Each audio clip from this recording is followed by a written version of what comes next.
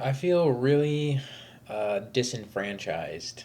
That's a good word for the day.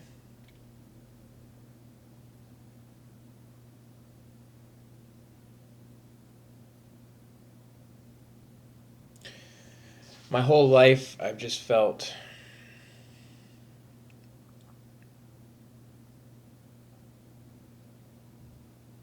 meaningless, basically.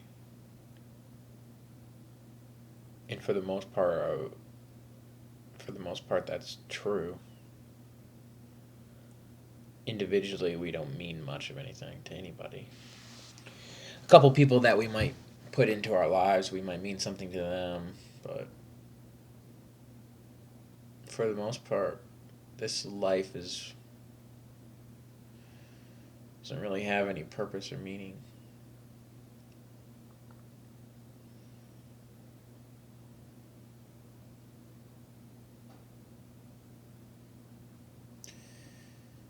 It's really just about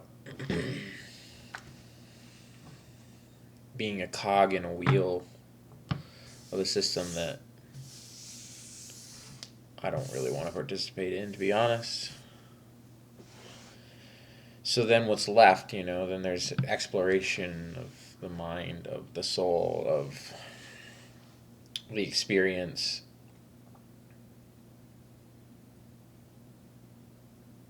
Tim Dillon just went on a rant about this. He was just saying all his billionaire friends, they just want to do DMT and go talk to, spirits in the spirit world or wherever you go when you do DMT trips. So it's like, okay, well, that's it. So we either play in this system, we either play in the game that's been created for us, pretend that we're getting somewhere, pretend that we're doing something, pretend that it matters. And then if we break free from that system and win or whatever becoming a billionaire might mean to somebody, then the cycle continues. Even there they're struggling, they're trying to figure it out. So then they just do DMT every day because they're just lost souls. So we're all just lost souls no matter what. Even if you succeed at the highest levels of the economic structure, all those people are still just as lost as everybody down here.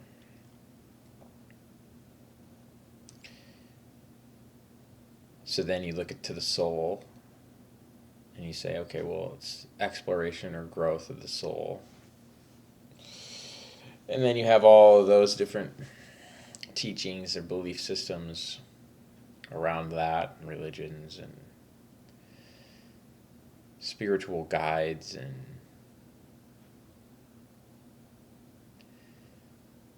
aliens that talk to us.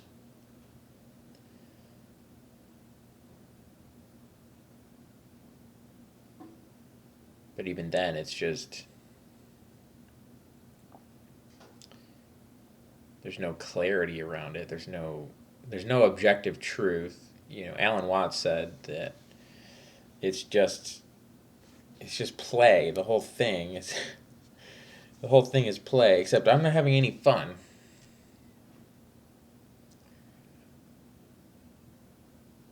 So why am I not having any fun? Because I'm really not participating in the system. I not as much as most people. And the system's fun to play in. I mean, it's what's wrong with the human experience. I think maybe that is my problem. Maybe I just need to be an American and have friends and go to the bar and work at an insurance agency, I guess. I don't know. It seems like everything that I try to do is like met with so much resistance from everybody else in the universe and everything. And so I think a lot of people feel that way. And then it's like So what do? We just, over time, I'm going to be 35 or something. It's like you do that so much, you just learn to stop.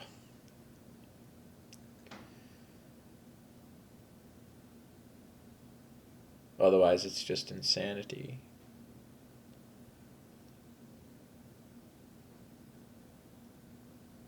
So then I'm back here, right where I'm at, wondering what the hell. What do I do? Where do I go?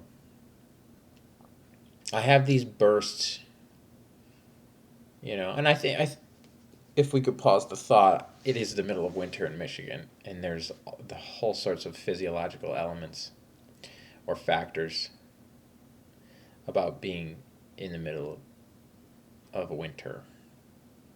But it's providing a period of reflection for me to say, what is this for and what am I doing? But I do have these bursts of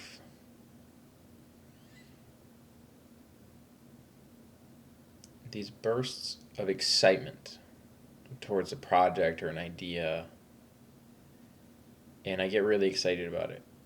And then, I'll take it so far, or, I'll take a couple actions towards it, but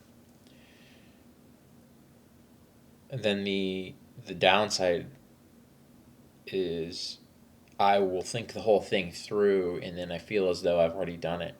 So then when I go to do it, then I'm bored. Because I already did it in my mind. And in the beginning, there's this excitement about a project. But then as you think through it completely, for me, my excitement is in the creation of the project, not the continuation of it. So when I think about, okay, once I've created this certain thing, or I've started this business, or, whatever, then what? What's next year? I don't want to just continue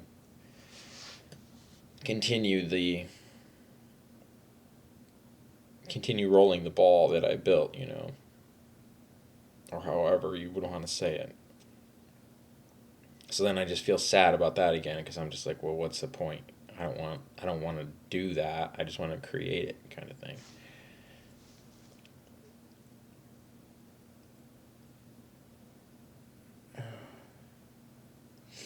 For some reason, I just feel like it's all just a prison. The Good Place is like the greatest series that I've ever seen in my life, and it was just it was just such a clear expression of how I always felt that we were living. And if you haven't seen it, it's where the good place is actually the bad place, but it's pretending to be the good place, which is like heaven or hell. And it's just annoying enough to be the bad place. They take you right to the brink of insanity.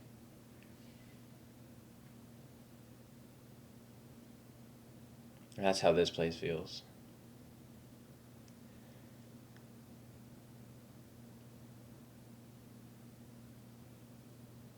But this is coming from sort of a depressive state, or a sad state, or a lonely state, or a state of consolidation or something, however you would describe it.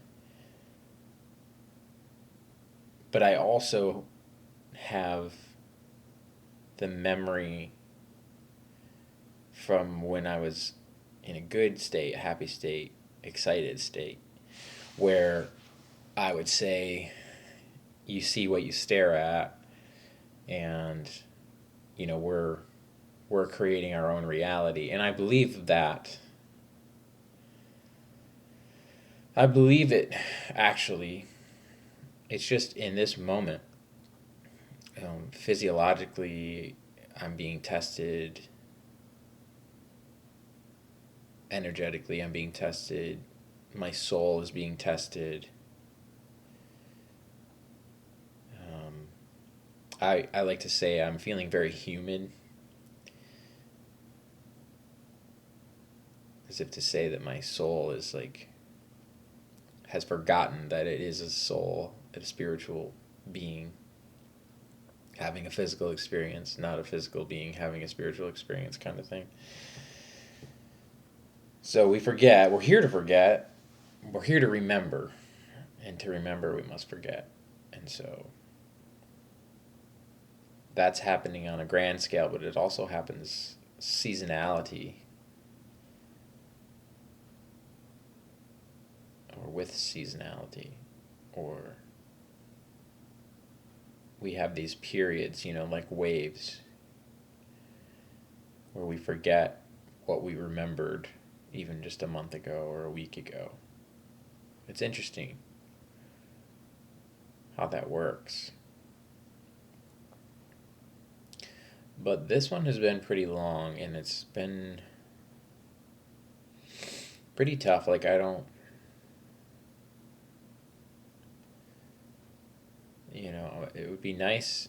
It would be, I kind of just, like most people probably get to this point and they're just like, well, I just kind of want to start over. I just want to,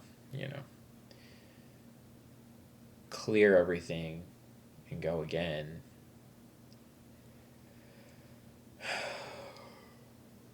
But, I have a family and businesses and everything else, so it's not quite that simple. And I'm not happy with my environment. I'm not happy. I don't have friendships like most people. Community is non-existent. My neighbors are rude. The financial world, the world economy, the United States economy, the job market.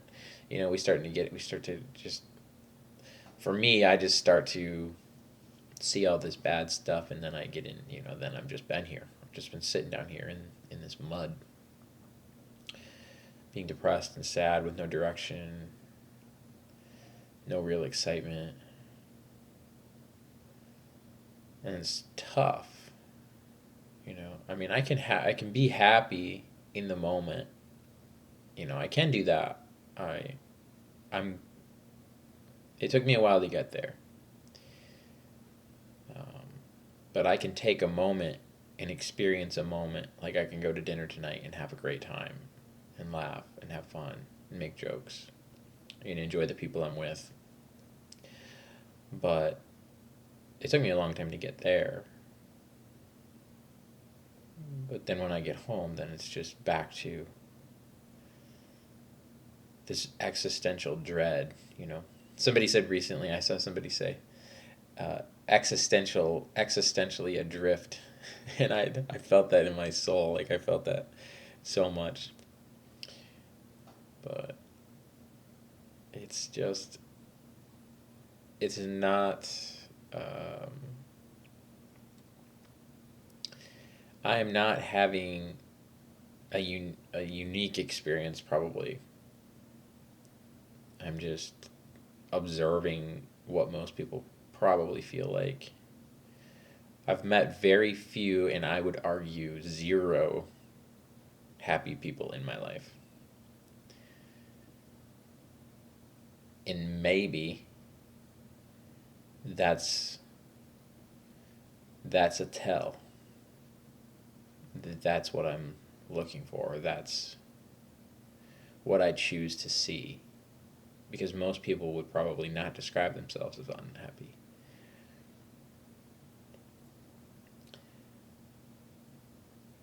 And so then we ask the question,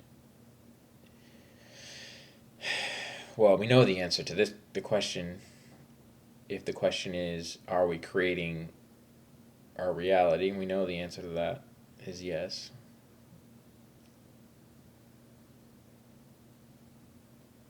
And So then I would tell myself, you're creating the all of the evidence for being miserable. I'm creating it for myself so that I can continue this experience of misery that I must prefer. So why do I prefer it?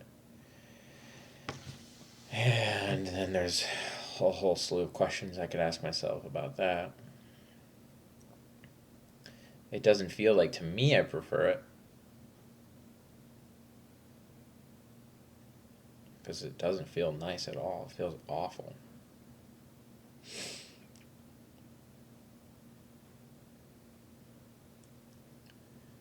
And so that's pretty much it. Thanks for watching, guys.